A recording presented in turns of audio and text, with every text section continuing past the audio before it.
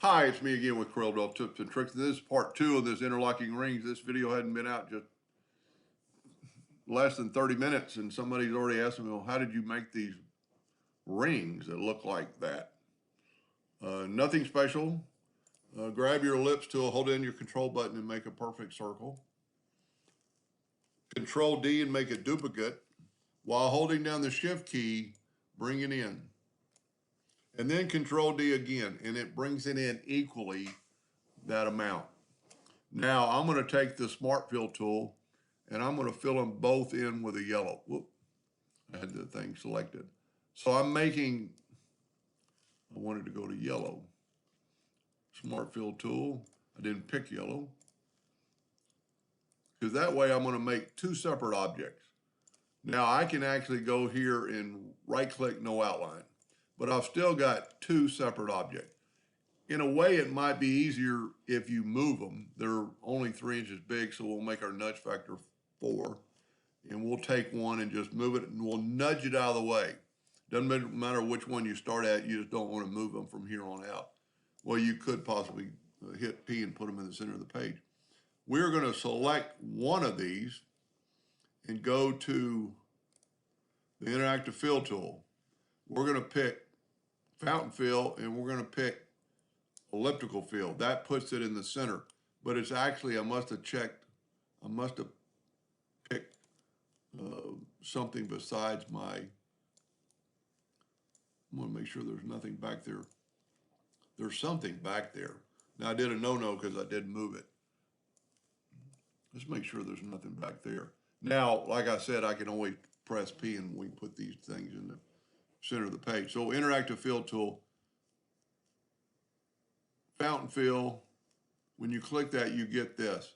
That's going to put it in the center. No, right there. Which one is it?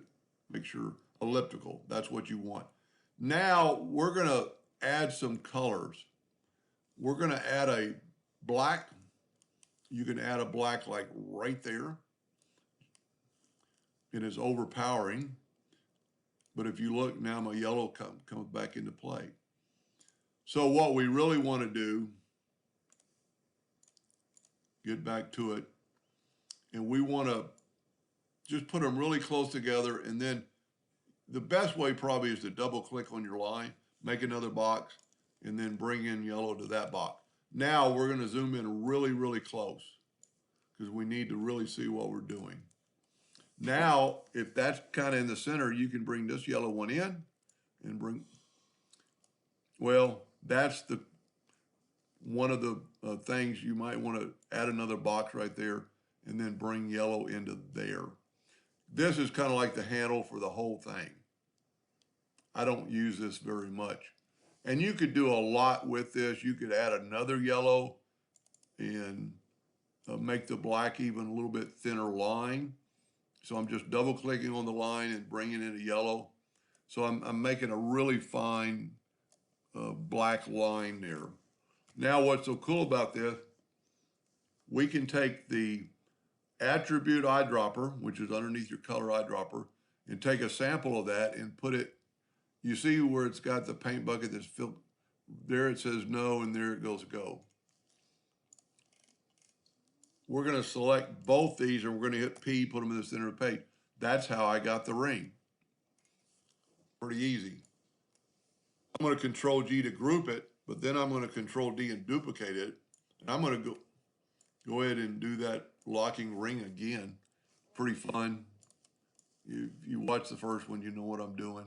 You just want to kind of make sure you don't want to be like right there. You want to make sure you get that whole intersection. Doesn't really matter how big it is. Then select all 3 items, the rectangle and the 2 rings, and go right here to intersect. What that did, that made an intersection of those 3 items. Now we can select that intersection, go up to Object, Order, Front of Page, and watch it jump. Now it looks like it's interlocked between those two.